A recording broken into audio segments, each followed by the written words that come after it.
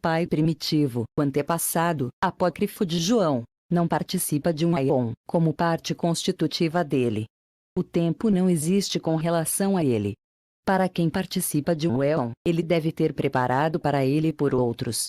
E o tempo não foi delimitado para ele, uma vez que não recebe de quem estabelece limites. E não precisa, nada. Nada do todo existe antes dele. Ele está acima dos íons, pai, mãe e filho, etc. Ele é chamado como mônada, que é uma monarquia sem nada acima. É ele quem existe como Deus e Pai de tudo, o invisível que está acima de tudo, que existe como incorrupção, que está na pura luz para a qual nenhum olho pode olhar. Ele é o Espírito invisível, de quem não é certo pensar nele como um Deus ou algo semelhante. Pois ele é mais que um Deus, já que não há nada acima dele, pois ninguém domina sobre ele. Pois ele não existe em algo inferior a ele, pois tudo existe nele. Pois é ele quem se estabelece. Ele é eterno, pois não precisa de nada. Pois ele é perfeição total. Um ser pode ter um relacionamento com um Deus, mas não com a mônada, pois isso seria uma contradição. O pleroma, reino do Pai primitivo acima do oitavo céu, o pleroma, morada de Sofia e os espíritos de luz, uma ideia que caracteriza a maioria dos textos gnósticos, são seus relatos complexos do desenrolar das várias emanações divinas, os aions, as eternidades ou mundos, que se tornam o pleroma, transcendental ou reino da luz. O pleroma se distingue da criação inferior ou manifesta, de modo que a cosmologia gnóstica se baseia na ideia de uma dualidade entre a realidade espiritual transcendente e a realidade física e psíquica imperfeita, o cosmos. De fato, o cosmo psicofísico que chamamos de matéria é considerado um reflexo ou cópia inferior ou imperfeita da ordem perfeita superior do pleroma. Os íons inferiores são da matéria que se estende até o sétimo céu, a região intermediária está no oitavo céu já no pleroma e o pleroma primordial está acima do oitavo céu. Sofia. Há um mito da criação, que atribui a criação a um ser feminino nos revelados pelos escritos da Nag Hammadi, descoberto no Egito em 1945. A responsável por esta criação foi chamada de Sofia, sabedoria. Os escritos da Nag Hammadi falam deste mito da criação por Sofia, escritos que seus originais foram expurgados pelas igrejas ocidentais, pois neste ponto da história era impossível se dar importância ao feminino, muito menos se ter uma deusa feminina. Quem é Sofia? Sofia é a primeira emanação de luz na criação da matéria, ela pertencia ao pleroma, aonde o Pai emanou 12 íons para manter o equilíbrio do pleroma. Sofia é definida como um íon mais novo dos 12. Este íon Sofia experimentou uma paixão com o Pai. Então, como não podia encontrar ao Pai, porque esta tarefa era impossível até para um íons, ela caiu em profunda angústia na imensidão da profundidade e na insensibilidade do Pai, e quanto mais esta paixão aumentada ela, Sofia, era esticada, jogada, para frente e para fora do pleroma. Sofia, sabedoria, na nossa Bíblia. O Senhor me possuiu no princípio de seus caminhos, desde então, antes de suas obras. Desde a eternidade fui ungida, desde o princípio, antes do começo da terra. Quando ainda não havia abismos, fui gerada, quando ainda não havia fontes carregadas de águas. Antes que os montes se houvessem assentado, antes dos outeiros, eu fui gerada. Ainda ele não tinha feito a terra, nem os campos, nem o princípio do pó do mundo. Quando ele preparava os céus, aí estava eu. Quando traçava o horizonte sobre a face do abismo.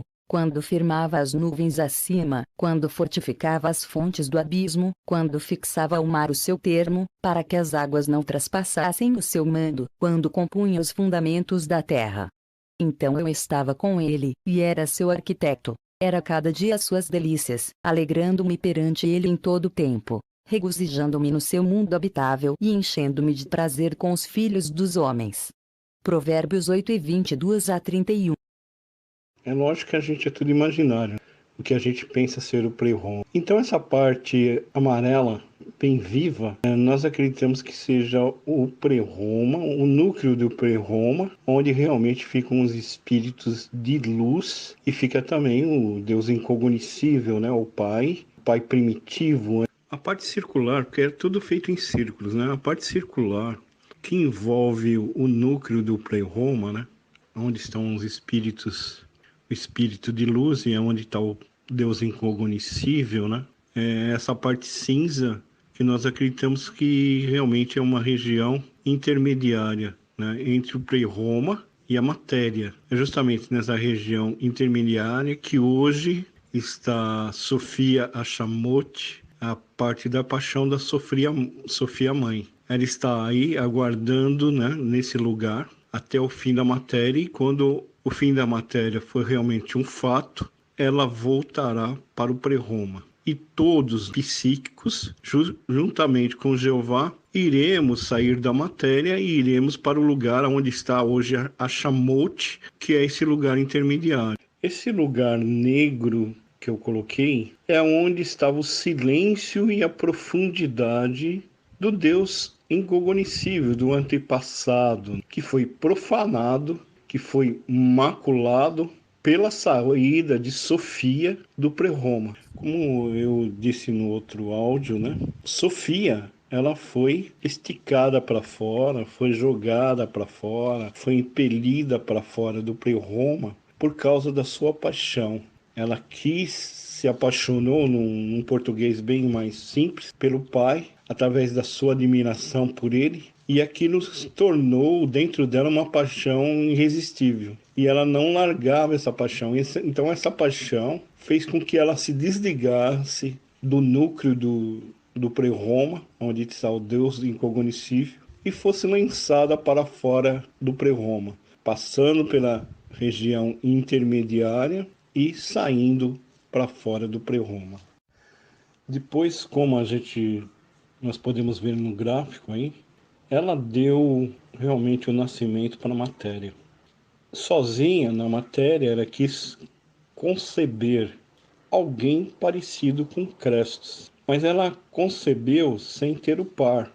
Então ela deu à luz a um ser disforme, por assim dizer, um aborto, que nós chamamos de Jeová, Demiurgo, chefe dos arcondes, e ela até se envergonhou do aspecto de seu filho, que a colocou no último lugar, num trono acima de todos e recoberto por uma nuvem, tentando escondê-lo, né? Porque foram ser concebidos sem o par perfeito, então gerou um ser disforme que ela tentou até esconder ele. E esse Jeová, ele é justamente o Deus do Velho Testamento, aquele Deus junto com Sofia, que cria os demais arcondes e que cria o homem, a mulher, a terra e todo ser vivente que aqui nós temos. Depois, como nós podemos ver no gráfico aí, ela deu realmente o nascimento para a matéria. Sozinha na matéria, ela quis conceber alguém parecido com Crestos, mas ela concebeu sem ter o par. Então ela deu à luz a um ser disforme, por assim dizer, um aborto, que nós chamamos de Jeová, Demiurgo, chefe dos arcondes, e ela até se envergonhou do aspecto de seu filho, que a colocou no último lugar, num trono acima de todos e recoberto por uma nuvem, tentando escondê-lo, né? Porque foram ser concebidos sem o par perfeito, então gerou um ser disforme que ela tentou até esconder ele. E esse Jeová, ele é justamente o Deus do Velho Testamento, aquele Deus junto com Sofia, que cria os demais arcondes e que cria o homem, a mulher, a terra e todo ser vivente que aqui nós temos.